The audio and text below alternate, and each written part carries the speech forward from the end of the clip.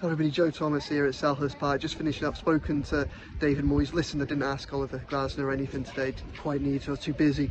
You're typing away another match report from another win. If someone can tell me what's going on, I'd be really grateful. I appreciate that David Moyes has added some confidence and the feel-good factor here, but I'm still kind of coming away from some of these results trying to work out what on earth's going on. I really like coming to Crystal Palace. I think it's a great club, great stadium, great staff. I also like it because it's the fourth time that I've been here and I still haven't seen Everton lose. So a big win today, one that launches Everton into mid-table. Yes, I did ask David Moyes whether or not they are now safe, and of course he did say maybe not quite yet. There are a lot of injuries and still a few games to play, but 13 points clear of trouble. I think they've got 1 foot and a couple of toes into the Premier League next season, I think, already, and that's great because they can start building towards it. One of the conversations they're probably going to have is over players like Charlie Alcaraz. They got the option to make that a permanent move, and this was his first start today.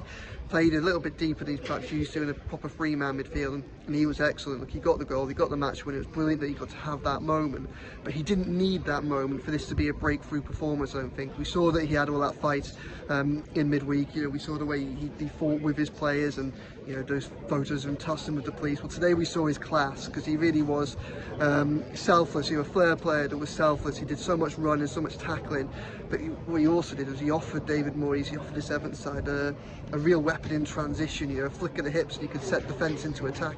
That's just something that we haven't seen for what feels like an eternity in the side. He plays a couple of lovely long balls through to launch attacks, but he also had the awareness, the wherewithal to pounce on the mistakes that Palace made, like he did so crucially at the end of the first half when he seized on that loose throw, and it was him that carried the ball and played the right ball through to Beto. Beto just doesn't miss, as we've come to learn, which is brilliant. But it was great that he did get that goal as well at the minute, Alcaraz, because he deserved that with his performance. Everton, that they rode their luck to get through to half-time. Probably rode their luck to be, they were level at half-time.